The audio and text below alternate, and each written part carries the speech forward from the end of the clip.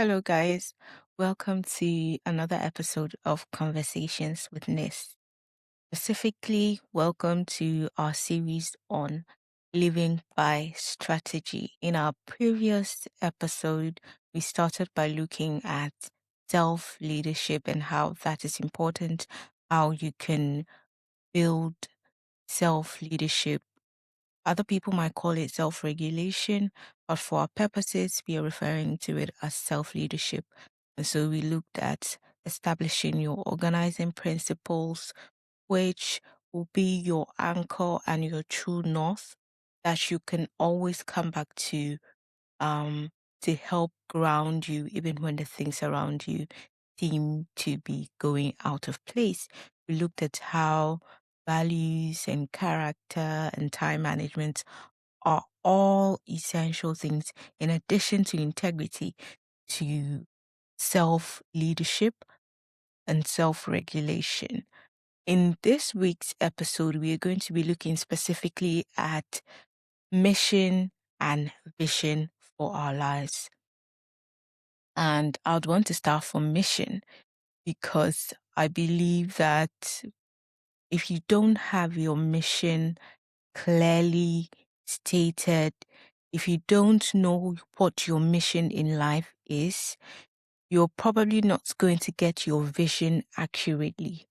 So that's why I want to start from mission and then we'll look at vision. So grab your pens and papers. Let's get to work. Just so you are reminded, this series is based on the book by Professor Ade on the topic of living by strategy. So if you're in Ghana, you can get the book in any major bookshop. It is currently not on Amazon, unfortunately, but you can find it on his personal website. So you can check that out and see if it can be shipped out to you. I'm not too sure on those details. But yes, welcome to today's episode. Let's get straight into the mission of the day. What really is a mission? That is probably where we should start from. Like any company that is started out, like any business that anybody, sets out to operate, as an individual, you should also have a mission statement. That mission statement is not simply a sentence or a group of words that you come up with to be fancy for the sake of being fancy. But it is born out of a deep understanding of why you are here in the first place. So to an extent, your mission is derived from your purpose in life. Now, the issue of purpose in our generation, it's almost like a catchword, what's your purpose? This is my purpose, passion and all that. Sometimes it can get a bit confusing for some people, but for me, a good place to always start from when it comes to the issue of purpose is, why am I here in this life? Why did God send me on earth? It always takes me back to Ephesians chapter 2, verse 10, which says, we are God's workmanship, his handiwork, created alike in Christ Jesus to do the good works that he predestined for us to do, which tells me that we all come here with an assignment. We all come here carrying our mission and mandate already. It might take a while for us to come to the realization of what it is and understand what we need to do in order to get this mission and purpose off the ground.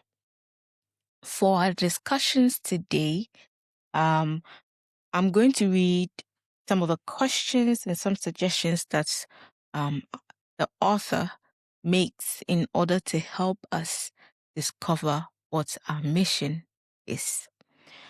So he points us to questions like, Who am I? Do I matter? What is my place in life? He goes on to say that what drives your life and gives purpose, coherence, and stability to living. So, what really do you think God planted you on earth for? That's where the mission comes from.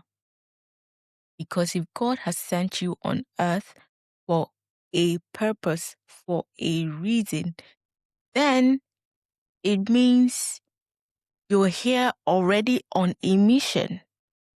So finding out what that mission is what tends to be an issue for a lot of us.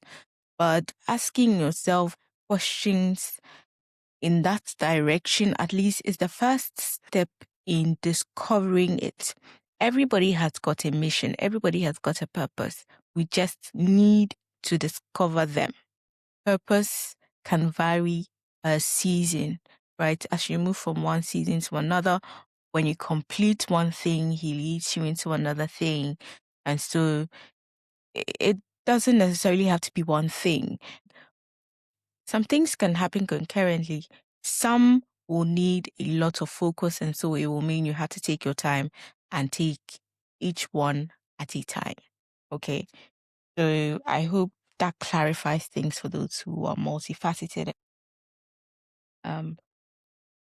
Other questions you might also ask to help you couch and even identify your mission are: what will I like to be remembered for as my greatest legacy? If I had all the resources I need, how will I live my life? Remember that deep within each of us is a desire to do something. Sometimes that desire could very well be what points you and leads you into your purpose and, in essence, your mission for life. So asking yourself questions like that can help you.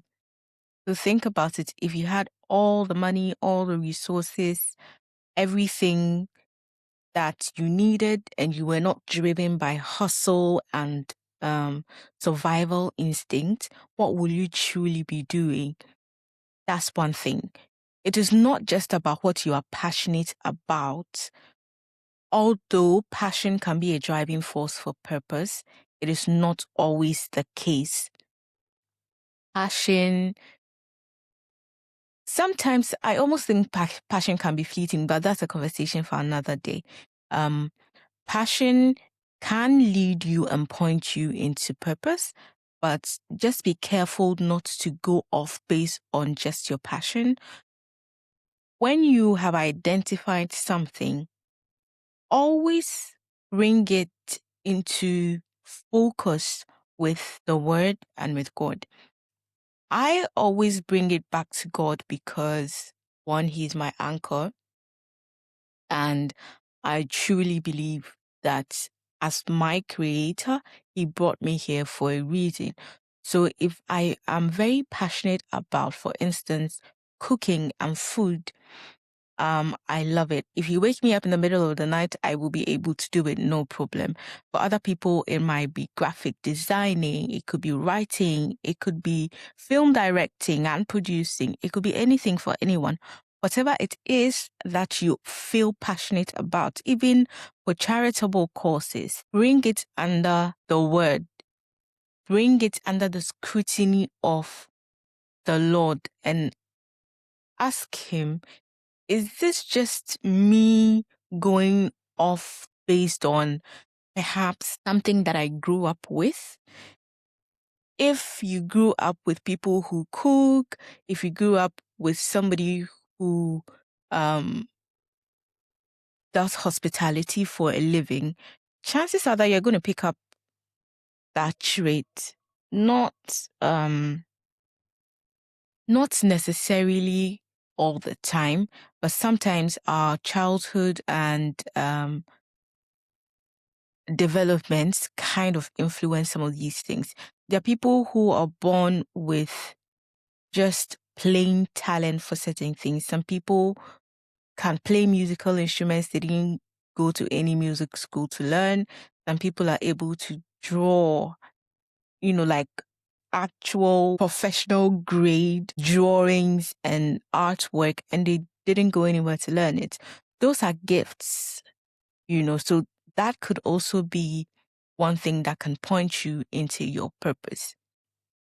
Now, it doesn't end as just discovering what the purpose is, but then we move to how does this influence my mission in life? I know that I have said that purpose isn't one thing, or for some people, purpose isn't one thing throughout their lives.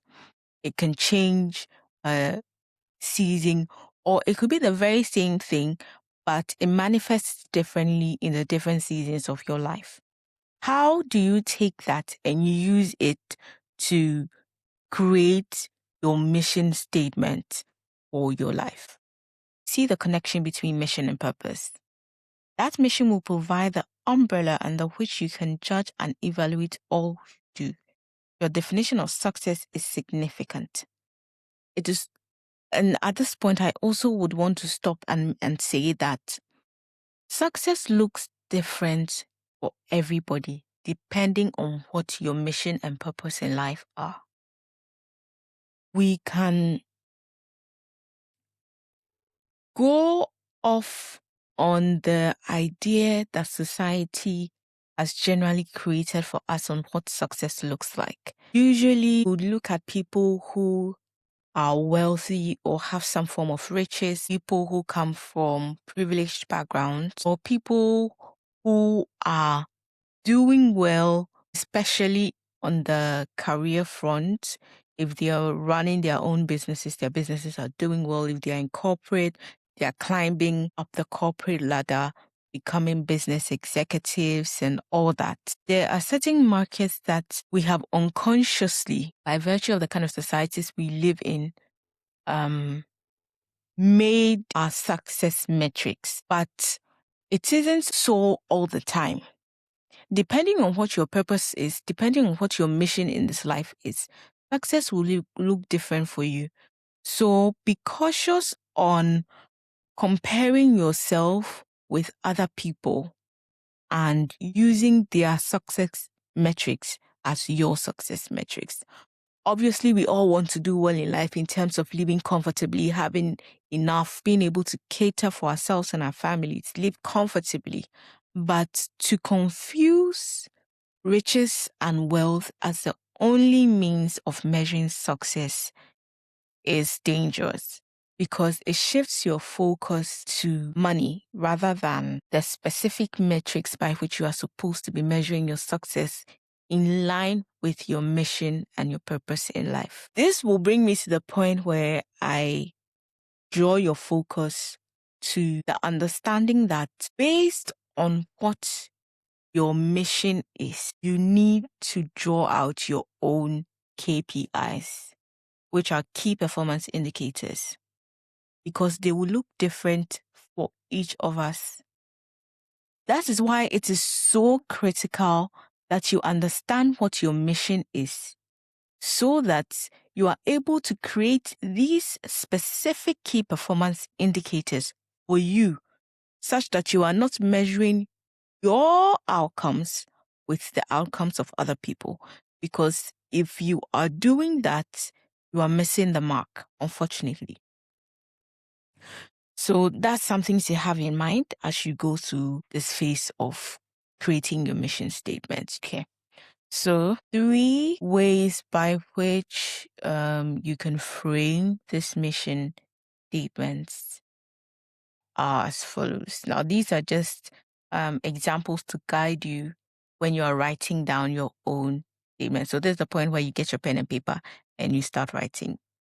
So the first one is, my purpose or mission in life is da, da, da, da, da, da.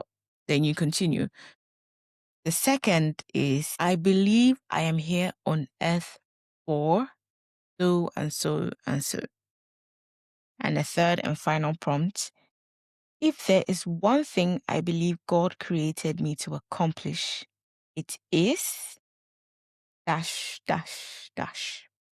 So these three phrases should help you as a prompt to write down what your personal mission statement is based on what your purpose in life is. At this point, you should have realized, or you would have realized, that you will not be able to write out a clear and proper mission statement if you do not yet have an understanding of what your purpose is.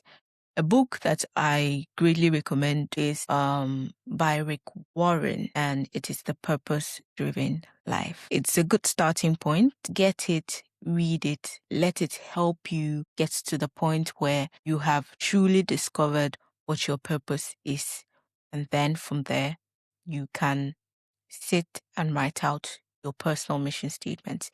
If you already have discovered what your purpose is, then of course you can go straight ahead, write out what your mission statement for life is. All right. You would need to sit and look at your own life, what your purpose you feel is, and write your own mission statement. It can be very easy to make your career your purpose and mission in life. For instance, if you were a doctor, there's a great tendency to make your career your mission and purpose. The question is, what happens when you go on retirement? Does your purpose end? Probably not. So perhaps it is not really about administering health to people alone that is your purpose. It is very, very possible that helping people nurture their health and take care of their body could be part of your purpose in this life. And it will manifest in different ways in different seasons of your life. So perhaps as a young person, practicing as a doctor is how it manifests. You are taking care of patients, helping them take good care of their bodies. But as you grow and age and get to the point where you're not in active medical practice, what can you still do in line with your purpose of helping people take care of their health?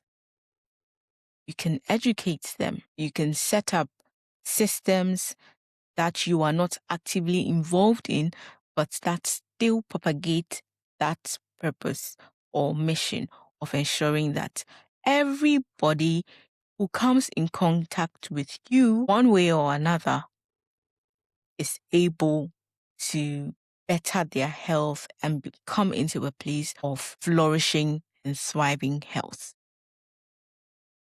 So that's something to note. I know today we live in a hustle culture. People are living based on survival instincts, and hustle, hustle, hustle is what people are focused on. And so work can very easily become your identity. Do not allow that to be you. Sit down and think very carefully on why are you here? What would you be able to freely do with your eyes closed in the middle of the night when somebody wakes you up, but beyond passion and beyond being able to easily do things? Is this something that I know without a shadow of doubt that I was brought here on earth to do? All right. So that's it on creating your mission statement. What are you here in this life to do? I am here to lead people back to the heart of the Father through business, through mentorship, training. That's what we do. So however it is going to be made manifest, whether I am creating institutions, whether I am using social platforms, whatever means by which I do it, the mission is you're getting people to the heart of the Father through these different ways. So it's now your turn. Sit down, think, and couch your mission statement. Now, once you're done with your mission statement, you move to your vision statement. Now, the vision statement is very critical because it brings into focus what you intend to achieve. We have found what our purpose is. We've stated what our mission is in this life. Stating the mission makes it very clear to us and everybody else. We are able to articulate it to anybody and everybody. This is why we are here. This is why we are doing what we are doing. The vision is, this is where we need to get to. That is where I feel a lot of people can get into for ambition and self-reliance. Your vision obviously draws from why you are here. If you have already determined the purpose for which you are here, then your vision must be in line with why you are here. Is it making sense? You cannot have a vision without having a clear-cut understanding of what your purpose is. Not possible. Because your purpose, the mission statement you have created, are all going to feed into what your vision will be. If I'm saying that my mission is to get people back to the heart of the Father through business, through creative enterprises, whatever means it is that I am going to use. My vision is I want to see people win. My vision is at the end of the next 5 years, I want to have trained at the very least 1,000 people. I want to have mentored at least 500 people on a personal level, helping them to grow in their industries, in their fields, helping them to bring out what is in them. If I am clear on what my mandate is, i.e. what my mission here is, then it's very easy to see and create what my vision and focus should be. If I'm saying at the heart of what I'm doing is people, then my focus should be on people. The vision should be focused on people. Are you getting it? So why are you here? You've gotten the answer. What do we want to achieve? What do we want to see? And vision is very specific in terms of time. Somebody can say, in my lifetime, this is what I want to see. At the end of my days here on earth, this and this and this is what I want to have established. That's a vision.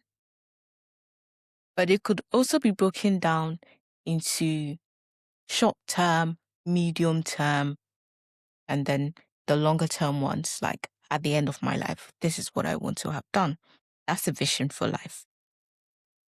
The author in this book divides vision into two. And the reason why he does this is to make it clear that there are two different ways of viewing vision.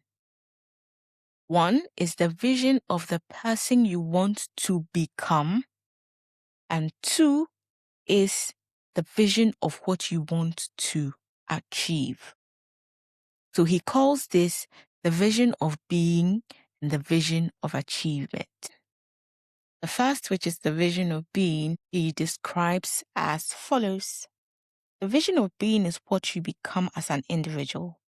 It has to do with your character, competence, care, godliness, and morality. You may gain academic honors through plagiarism. You may become a successful business person, but through bribery and corruption. Point is, you can gain career and academic success and still be someone that others may consider as a vice in society. So you may have achieved your vision of a successful career or a successful academic life, but who you are as a person is nothing to really write home about.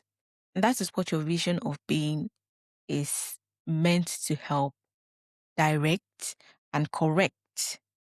Your vision of being is creating the image of who you want to be eventually, whether it's in a space of a year, 5 years, 10 years, 20 years, 50 years, or even for a lifetime. So, for instance, as a person, the vision I have of who I want to be, the kind of person that I want others to see me as every day and always, is somebody who is honest, a person of integrity, one who is full of grace and excellence. This is something that will run throughout my life. It is not limited to a year.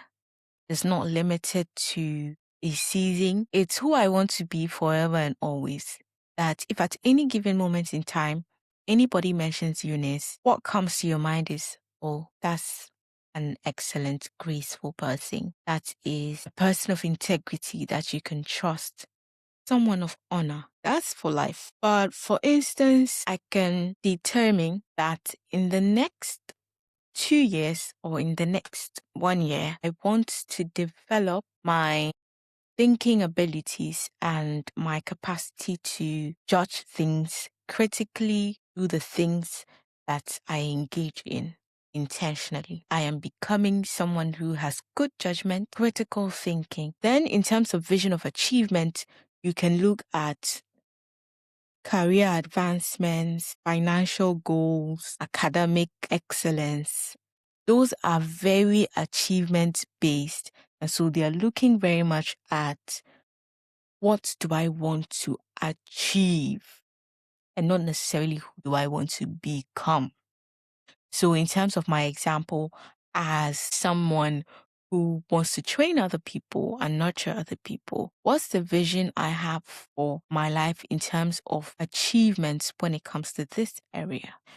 So that is one thing I really appreciate about this book in terms of it breaking down vision into two, because usually when we speak of vision, companies generally just have one vision, and it's understandable because they are very achievement based in terms of what can we get. So that is something that I really, really appreciate when it comes to this book in terms of advice for vision. Might I also add that a vision of achievement will be more longer term, usually. If you are trying to build your finances, for example, you want to give yourself enough time, you want to be realistic, you want to have proper plans in place to ensure that you're getting there. So if you're looking at becoming a millionaire, it's going to take a bit of time. You're going to have to put things together, organize yourself, make sure you have a proper plan in place and you are actively pursuing and rigorously implementing those plans. So you're not going to become a millionaire overnight unless you win a lottery or something of that sort. But it's going to take a bit of time. And so you may want to give yourself time to say maybe in the next 5 years, 10 years, whatever metrics you're using to help you get to that point.